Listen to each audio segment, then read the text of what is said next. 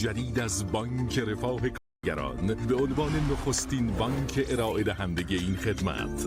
با این کارت ضمن دسترسی به شبکه گسترده فروشگاه‌های طرف قرارداد به مدیریت هزینه‌های خانواده کمک کنید. بانک رفاه کارگران در مسیر نوآوری. سلام به همه شما همراهان هفت. ممنون که برنامه هفت رو تماشا میکنید. اون وجه کمتر پرداخته شده سینما. پس کی قراره که این پژوهش‌ها رو تبدیل به فیلمنامه کنه؟ وقتی در مورد تحلیل فیلم یا نقد فیلم حرف میزنیم از چی حرف میزنیم؟ هفت شبکه نمایش. بیمه سرمده؟ پس خیالت راحته.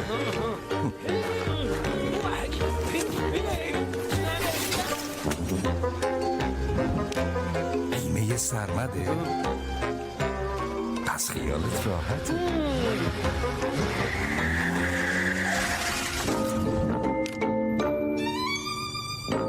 بیمه سرمده؟ پس خیالت راحته. بیمه سرمد، تکیهگاه مطمئن. برای درک راز لطافت قدم بر راهی گذاشتیم. مایه لباسشویی همکر محافظ تار و پود الیاف لباس شماست. همکر نهایت پاکیزگی. هوش مصنوعی بله تو مدرسه و توی خونه، محل کار و هر جایی که بهش نیاز داشته باشی کنارته و برای پرسیدن سوال و انجام تحقیق و پروژهات میتونی روش حساب کنی. چطوری؟ کاری نداره. بله رو باز میکنی، وارد هوش مصنوعی بله میشی و تمام. برای نصب بله یک رو به سامانه 105882 بفرست.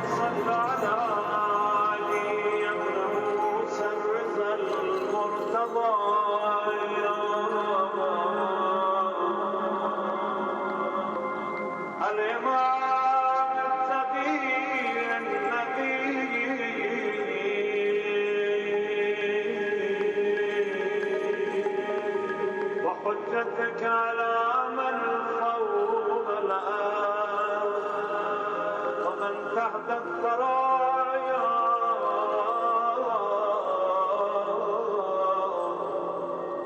الصديق الشهيد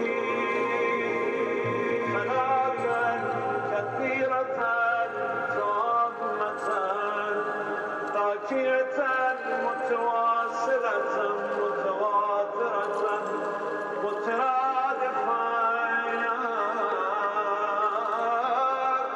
كأفضل ما صليت على أحد من أوليائك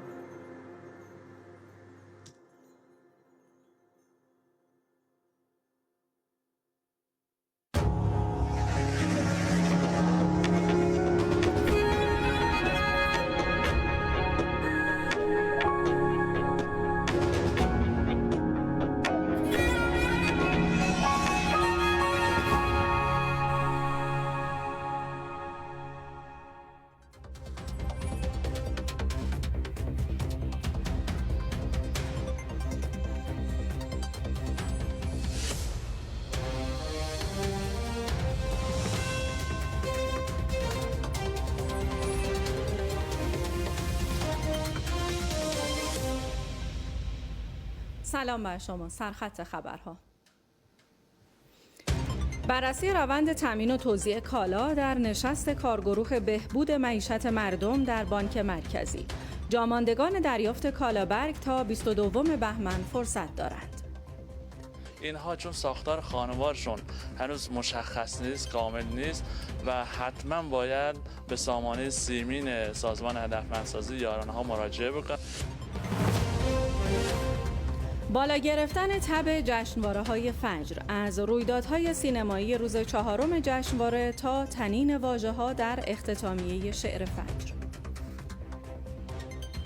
یه دفتری رو تأسیس کردیم انشالله روی که به حوزه شعر و ادبیات داستان یک توجه ویژه‌ای داشته باشه، پرداخت بیشتری بکنه تا این سرمایه از دست نره.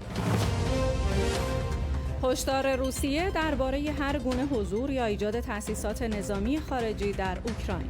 همه این تأسیسات اهداف نظامی مشروع برای مسکو محسوب می‌شوند. و مصاف حساس ملی پوشان فوتسال ایران با ازبکستان برای صعود به جمع 4 تیم پایانی جام ملت‌های آسیا.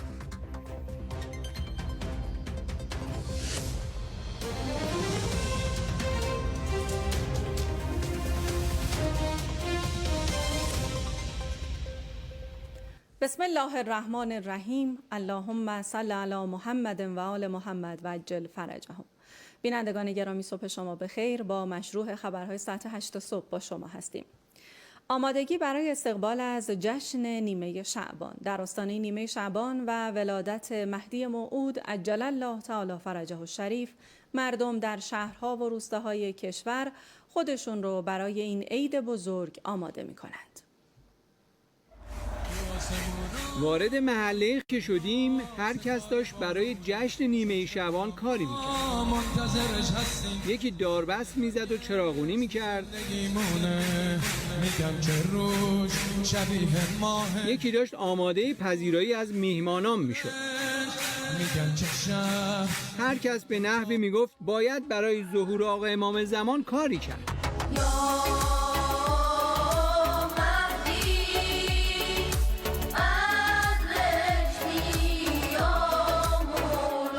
محله‌های مختلف چند روزی است که آماده جشن میلاد شدند. خیابان آذین می‌بندند و موکه برپا می‌کنند. آخه امسال بهار میلاد امام زمان عجل الله تعالی